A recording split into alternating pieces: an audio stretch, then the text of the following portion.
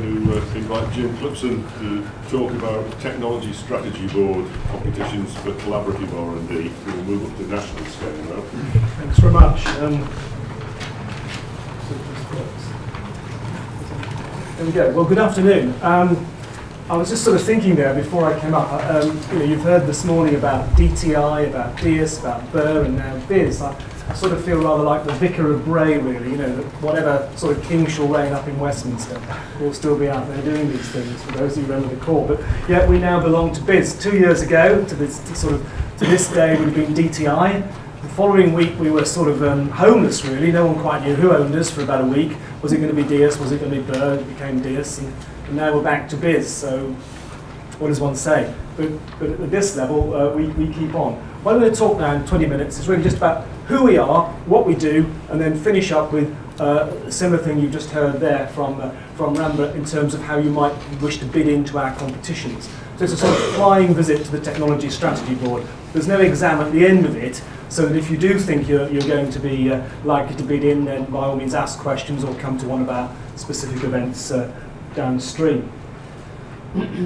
Right. The key thing is, if you want to sort of play in this space or get involved in it, is this document, Connect and Catalyse.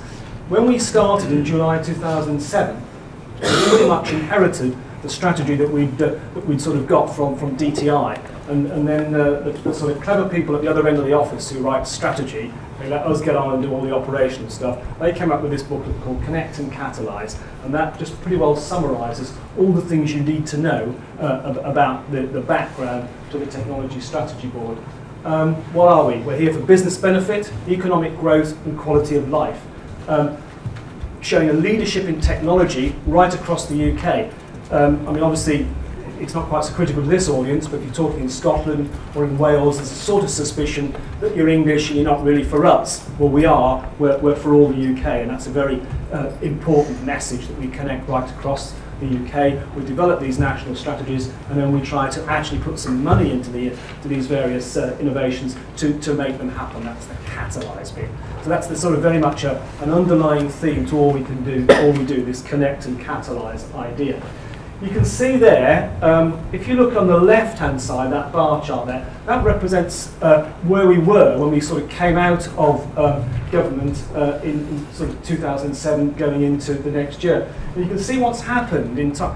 One, the funding's increased quite significantly, but two, the shape, the sort of the way it looks has changed. That we're moving much more away from what's called technology-inspired areas, if you like, sort of technology-led things, to challenge-led. Challenge as being any sort of societal challenge that presents a problem to us, whether it's the ageing population, congestion on the roads, infectious diseases, any of these sort of things. They're almost technology neutral. That's the challenge. What are the technologies as a whole one can gather in to do that? So I think one thing we've done quite well over in our short existence is actually managed to lever more money out of government. So that's quite something, not a political statement, just a fact.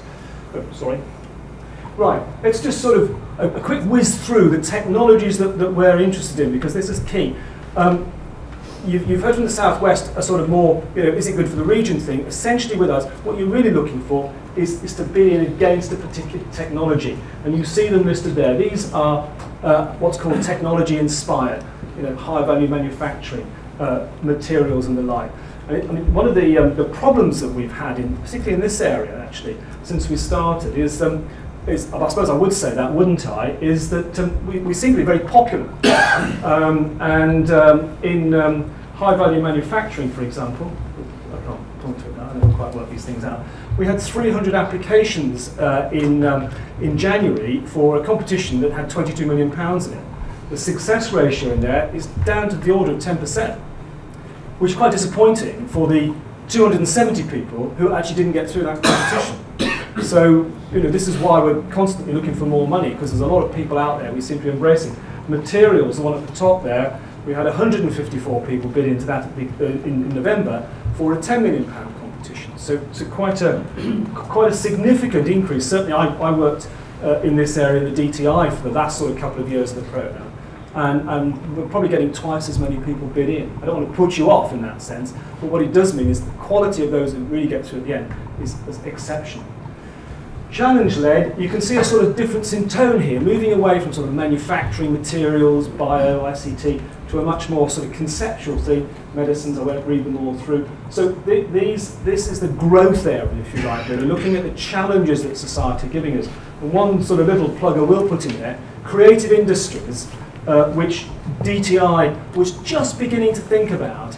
And I think we first had a meeting of what we might do in late 2006. It was actually at Lord's. I have to say I spent most of the time looking out the window. It was much more interesting to me, but nevertheless, we did have this meeting from scratch with DCNS and a whole load of people in creative industries, some of whom may be there, and we've built that up now to it's probably our biggest single area of particular projects, mostly because we've been funding quite small projects at a sort of 15 to 20,000 pound ratio, but nevertheless massive interest in that particular area, along with the others. So you can see that's the sort of challenge-led idea. We also have what's called innovation platforms. Innovation platforms try to link societal problems with government procurement. So, for example, intelligent transport systems and services really sort of gestated out of, well, really road charging, to be absolutely honest. How on earth were we going to, how are we going to manage that? It's become a bit more bespoke now, and looking at particular ways of reducing congestion and the like. If you can get it right, then the technologies that are used to help that can be procured on a large scale by Department of Transport, particularly, say, or local authorities. So there's quite a significant linking between the problem, the solution, and the procurement, and all these are based around there. The one at the bottom, detection and identification of infectious agents, is our latest innovation platform, and I think we'll be expecting competitions on that probably into the new year for those in that particular area. All the things then that don't get lumped under technologies, the things you heard about this morning, KTPs, I think there was a mention of knowledge transfer networks, KTNs, tend to get lumped into the innovation climate. Maybe they, oh, I haven't got a list of them, I'll just talk about them.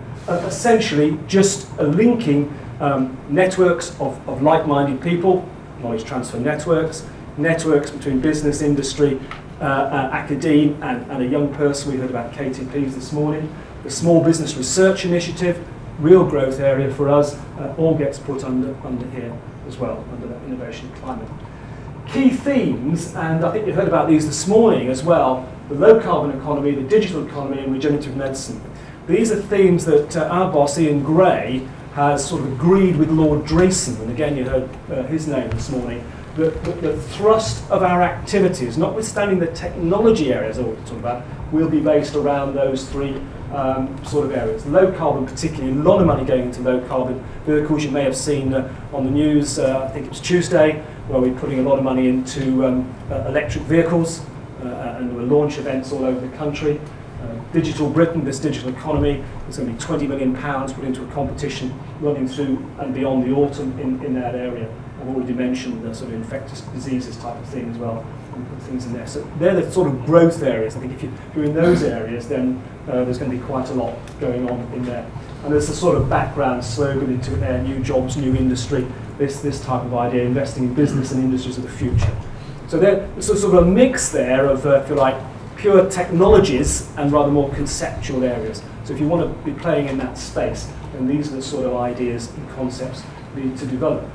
So, there you go, in a nutshell, that's what we are. We're a UK body. We have of the order of about £250 million in any 1 year to invest, probably maybe half of that in collaborative research and development in particular. What I want to move on to for the last sort of 5 or 10 minutes is how do you bid into a particular competition? This is sort of my area now. I run this, so happy at the end when we go to the question and answer session to take some questions on that. So far, we've got about 900 projects, typically business-led. Certainly, DTI was slightly more tolerant of universities leading projects than I think we might be, and you can see the various sort of things in there. But for those academics in the audience, then about 60% of our projects still have academics in some capacity or other. So it's a mix of business and the like.